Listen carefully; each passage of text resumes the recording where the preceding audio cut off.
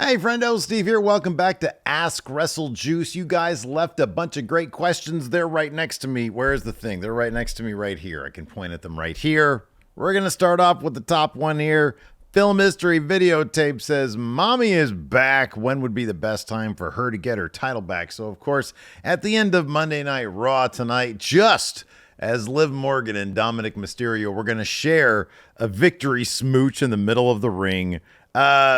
Rhea Ripley's music hit, and she shows up and puts an end to that, proverbially spraying the dogs down in the front lawn. Liv Morgan ran out of there. Later on social media, she was seen like peeking at the whole scene and then smiling. So she's successfully sown a bunch of discord between Dominic Mysterio and Rhea Ripley. So the question is, when should she get her title back? Now, sort of, I guess, the common thought would be SummerSlam, right? I mean, of course, Liv Morgan versus Rhea Ripley at SummerSlam. That's gonna be the match that makes all the sense in the world. And you'd think it's Rhea Ripley's first match back after injury. She hasn't been gone that long, but she's been gone for a little while. I think Rhea Ripley should lose at SummerSlam. I feel like Dom should be trying his best to get in her good graces. And it's going to be such a taxing, emotionally harrowing situation for him that he ends up saying, fuck it, I'm going to go with the person who wants me, not with the person who is basically, if you think about it, manipulated me from day one. It turned into something completely different, but at the end of the day, Mommy literally kidnapped Dom from his family and then brainwashed him into Judgment Day. And now he hates his dad. He hates his family. And he's in the middle of this mess. He seems to have found peace with Judgment Day ultimately. But now we see what happens. And so, yeah, I think that so she wins it back at WrestleMania. I think you do that. I think Liv has been a good champion so far simply because she's in this story where she knows who she is. And she's doing a good job with it. Like, finally, after so long, she finally knows who she is as a character, and I can appreciate that. So, yeah, I say let her run with the title. I mean, they only do, like, one women's title match every, 2 months now anyways, because they sort of rotate premium live events. So she can get, I don't know, Mania is, 8 months away, 9 months away? She can get a good 6, 7, maybe. I mean, if you go monthly, yeah, she can get a good 8 title defenses in. Rhea gets it at WrestleMania. Have her work for it. Liv, I feel like Liv's revenge tour is just sort of at the tippy top of what it should be. Because what does Liv do after that? Let her have that long title run. Let Rhea Ripley really, I mean, this has got to be Judgment Day just absolutely becoming a mess. Liv cannot be done taking Judgment Day away from Rhea. Now that Rhea's back, Liv can do her real work. That's what the story should be. If Rhea loses at SummerSlam, oh my God, it's going to explode the internet. It's going to be kind of amazing. Blake Whitehouse says, who should the Wyatt Six's WrestleMania feud be with? It remains to be seen how they're going to present Bo Dallas. He showed up at Adam Pearce's office this week on Raw, tonight on Raw, last night, whenever you're watching this, as a regular person. And I'm really curious what direction they're going to go with him. I mean, for WrestleMania, obviously for right now, it's going to be Chad Gable. It wouldn't shock me to see that at SummerSlam, Chad Gable versus Bo Dallas. But it all depends on what route they go with him. I mean, Bray's only major feud when he came back was with LA Knight. And that really, that you don't want to revisit that. I'm trying to think of people that Bray has history with that Bo can sort of revisit for the history aspect of it. John Cena. Have Bo Dallas beat John Cena's WrestleMania match. I don't know about that one. Joe says, have you ever thought about adding a doggy door for your office? This way you won't have to let your doggy in and out of the office in the middle of a stream. So you may have noticed it in the recent past. I think this happened just the other day at Money in the Bank. It doesn't happen often enough that it's become like a problem or an issue. Happens every once in a while. I would say maybe once or twice a month. I don't know how that would work, to be honest with you. Like, I've got a regular office door here. How would I get install a doggy door, like cut one out? I don't know. And then plus there's like sound issues because I don't need sound from out there coming in here. It's a pretty decent door. It's pretty thick, pretty dense. So I don't really know how that would work. I think it's okay. The people understand. I got an old dog. Every once in a while she gets to be too much, or she wants food, or she wants out.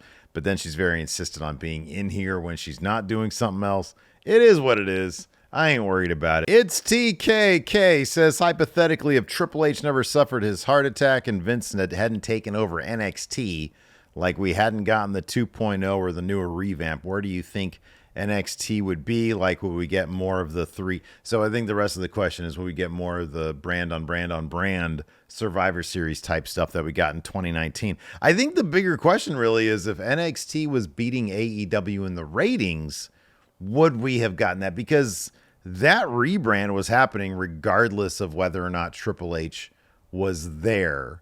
I remember Nick Khan was in an interview saying we're doing a rebrand of NXT with Paul Levesque in charge.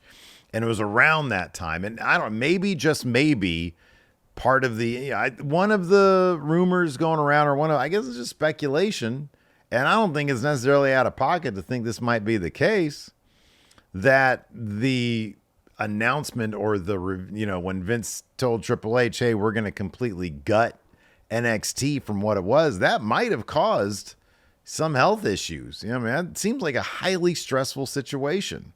So I think it had more to do with the performance of NXT versus AEW. And part of the stress might have been Vince really kind of handcuffed Triple H when it came to NXT. He really didn't let it develop into what it could be.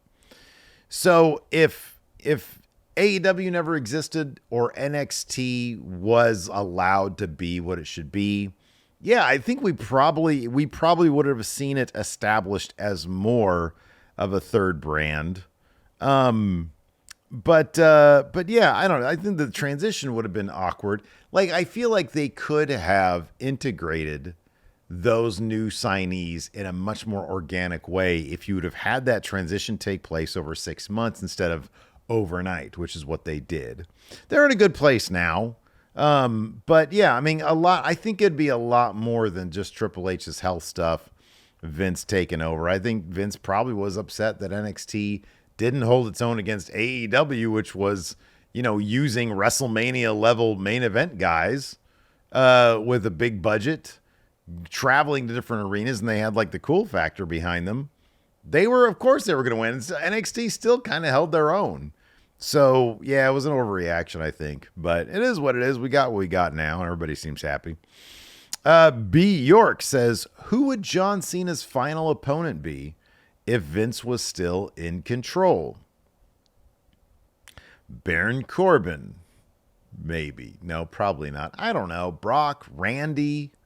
Probably might have tried to get Hogan back out. Maybe. I don't know. I don't know that it would end up being much different than what it's gonna end up being. And I'm sure somebody in here asked me who I think Cena's final opponent's gonna be, and I'll think of that answer before I get to it. Lachlan Davis says, should Julia skip NXT? That's a tough one, because NXT is pretty loaded right now, and if she's gonna go there, she's gonna be like basically a Gunther or an Asuka, like a monster. I kind of like, EO keeps on saying that Damage Control needs to change. I think it'd be awesome if Julia went to Damage Control and they kicked out Dakota Kai, and then she had to form an alliance with somebody else. I think that'd be pretty neat. But should she skip NXT? It depends on what they want to do with NXT. You're getting these awesome matches, and if you're inching your way closer to takeover type, everybody loved Heatwave. All the matches were great. I'm not going to say they're back to where they were with TakeOver, but if you want to get there, then no, Julia needs to be in NXT. Alex Kurt Baker 94 says, who do you predict will be the next AEW wrestler or wrestlers to make the switch over back to the WWE or to WWE? I think one of them's pretty obvious. I think it's Ricky Starks. I think that's going to happen. I think he's going to go. I don't know what the contract status is on a lot of the other people there. So I honestly kind of don't know beyond Ricky Starks.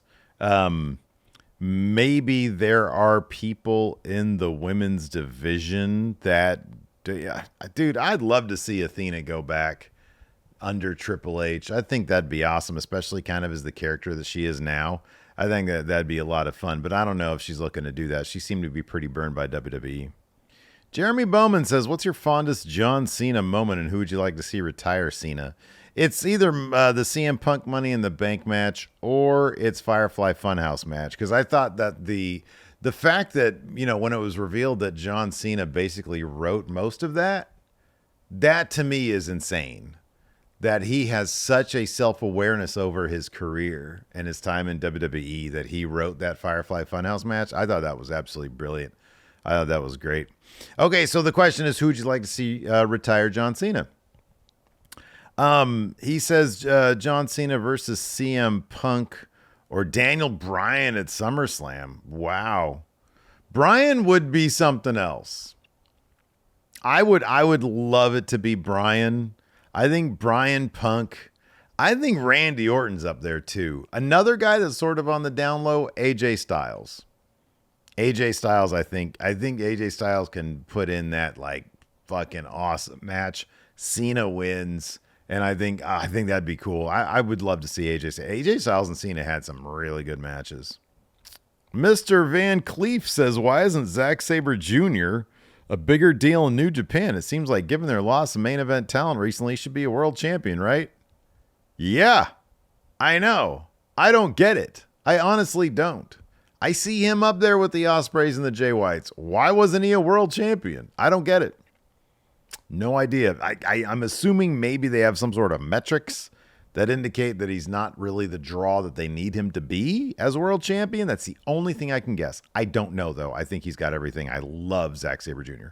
John Tenay 2477 says, does the TNA World Heavyweight Championship have a better lineage / more prestige than the WCW World title?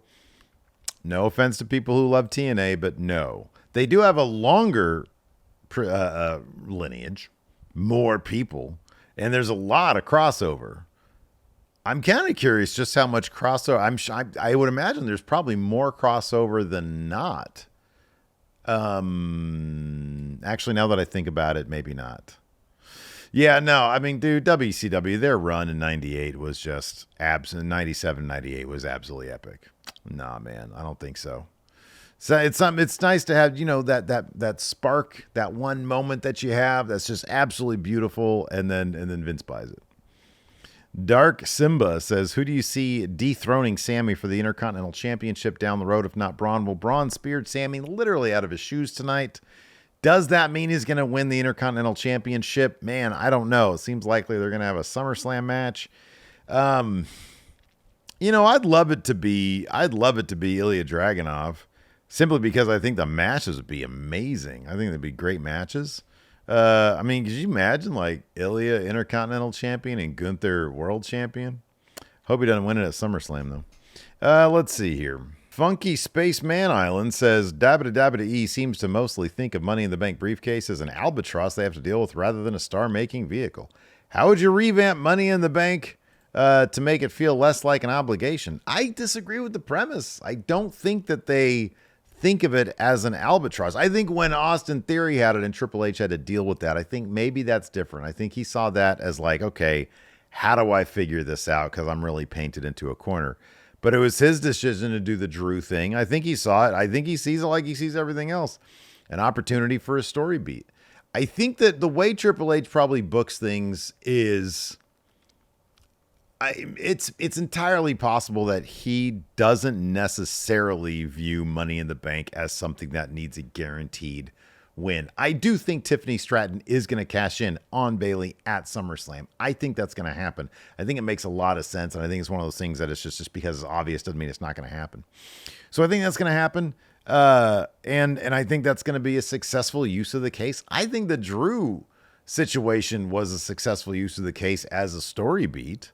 It's just they've got a loaded world heavyweight, the world title roster scene right now.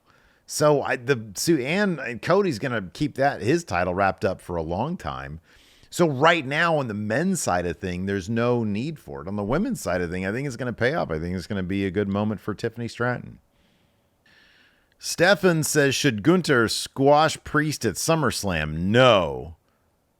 2 South of Heavens, Priest wins at SummerSlam. I kind of feel like that's how it's going to go down anyways. All right, here we go. Christian Butter 3125 says, do you think Drew McIntyre is getting more face and Punk more heel in their feud?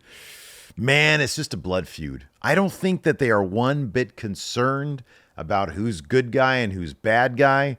Punk keeps screwing Drew out of the world title shots, and so Drew keeps on going after Punk. There's no good guy here and there's no bad guy here, and I kind of like it like that, and I loved CM Punk's fake apology, or attempted apology, I should say, to Seth Rollins on Raw. I thought that was absolutely amazing. Sophie Dophie says, wonder how many WWE fans they might lose or gain when Raw moves to Netflix in January. That's a good question. I'm looking forward to that move big time. I think they have an opportunity there with Netflix to really expand the fan base. I really do. I think that, hopefully the lack of censors there will help them be less awkward in that area. I mean, we saw tonight on Raw some pretty raunchy humor when Carlito, mentioned Dom's lower regions. I thought that was hilarious, and I thought that's a step in the right direction in terms of, man, sophisticating up your product. Ironically enough, with an erection joke. But this shit can't be PG anymore, man. You want to go after that college age crowd, and above, while still maintaining enough dignity to keep the families around. You got to balance that out, but you can't go strictly for the families. And if they continue, honestly, if they just continue to put out good product, I think they're going to kill it on Netflix. I think it's going to be a good marriage. I hope it is anyways. Joel says, how many glizzies did you scarf down on the 4th? All right. So I had 2 glicks. But I also washed it down with a cheeseburger and some mac and cheese. So I wasn't strictly going for a new glizzy record. I wasn't strictly going for the hot dogs. I added a cheeseburger in there because, man, the way my mom grills up some burgers is so good. And then she makes some killer baked mac and cheese. Oh, my God. My 4th was awesome. And I brought some brownies. Oh, my God. It was an awesome eating experience. Blazer9 says, do you think people look back on Damian Priest's title run and slot him into the Great Khali, Dolph Ziggler, and Jack Swagger's reigns in terms of him not being treated as a credible or even good as a run? I hope not. That's why I hope he beats Gunther. Dolph Ziggler. No, not even Dolph Ziggler. I think most people think of his runs as like, oh man, what a bummer he got injured, as opposed to Jack Swagger or the Great Khali. No, I think people look back on the Priest match and be like, this is cool. Ideally, let's say hindsight, 5 years from now, ideally they'll look back on this title run as the first major character building arc for Damian Priest that led him to becoming just one of those guys that you can't take your eyes off of. He's pretty much there with me now. I love Damian Priest. I love when he's on the channel. He's got, in my opinion, he's got the aura. He's got the star presence.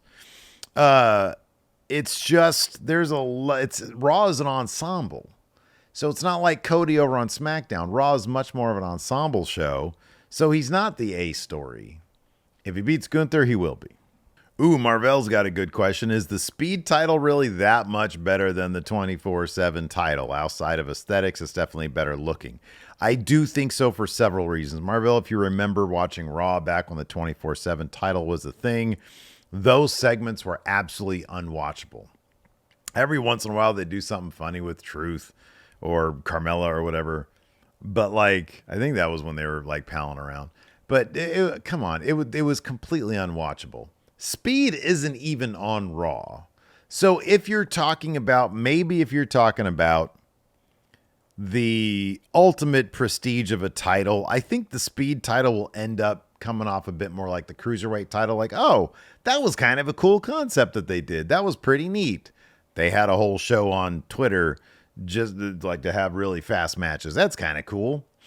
The 24/7 title, I think nobody cares about. Nobody remembers that fondly. There may be moments here and there, but like nobody really, that wasn't cool. That was just a waste of goddamn time. Basie Boy says, do you think we'll ever see Adam Pearce and or Aldis wrestle in the WWE? I don't know, but I hope so. I really do hope so. I'm going to say yes, and I'd love to see that. I'm Not Tiger Woods says, with these superstars currently on the winding down of their career, who will hold the world title before they retire? Sheamus, Shinsuke, or AJ Styles? I think AJ's probably in the best position. And then Shinsuke, then Sheamus. That's my guess. Ooh, F7 says, what is your opinion on the side of the WWE fan base who don't understand Triple H's long-term storytelling? They want one thing, then complain when it happens, or it doesn't happen. Either way, it's not good for these fans. I feel like many don't listen to what he said as many times he took over. Some people he just can't get through to, man. And they're just going to bitch about stuff, you know, on social media and whatnot. He's telling these stories. I love the way he tells stories, and I'm cool with it. And eventually, it'll be the norm. And eventually, that's just going to be how it happens. And they'll, I think, get used to it. I think so much of it is like Vince post-traumatic stress disorder. It's like we stressed out about, oh my God, you know, he's pushing this guy, but when is he going to get tired of him? Is it going to be tomorrow? Is it going to be the next day? When is he going to like stop giving a shit about our guy? Oh, look, Shinsuke won the Rumble. Is he going to win the title? Oh, no, it didn't happen. Now he doesn't care about him anymore. What a drag. It's not like that with Triple H. There's a much more substantial reason for the things that he does. And he doesn't just give up on people willy-nilly. And people understand that. It might take a couple of years for some people to understand that, but that's the way the stories are going to be told. Choweezy says, if WWE does introduce 2 women's mid-card titles, as has been rumored, who do you want to be the inaugural champions? I'd like to see Naomi be the first United States champion. And I'd like to see, Shayna's in a crew now with Zoe and Sonya Deville. So I'm going to say, who's on Raw? Man, you know who does such great work these days? Mia Yim. I would love to see her be the first women's Intercontinental champion. Oh my God, what a great idea that would be. I think that'd be terrific. All right, let's see here. Carpe Pesci says, why? Oh, Carpe Pesci says, why all the love for Burger King? They'd have to be better there than they are here in Canada, because up here they're mid at best. That's the gag, is that they are mid. But, man, sometimes a chicken sandwich or even a Whopper just hits. It's been a while since I've had any Burger King.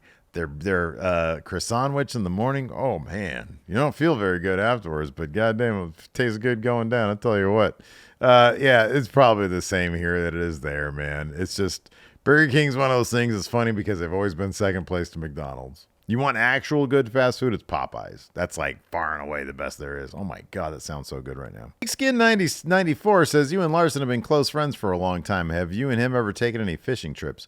What does that mean? Why is it in quotation marks?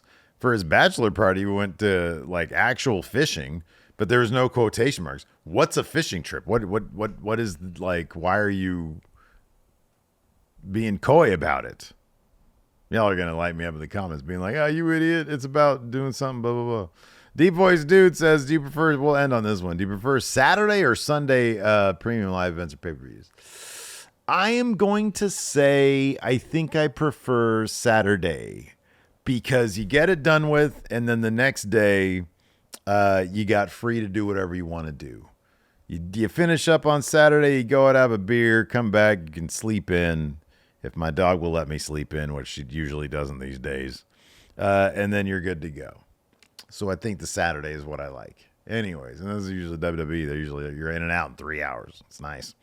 Anyways, that's going to do it for Ask Wrestle Juice. Thanks for all. I know there's a ton of more questions here, but I don't have time to get into them all. So thanks for watching. I appreciate it, and we'll see you guys around.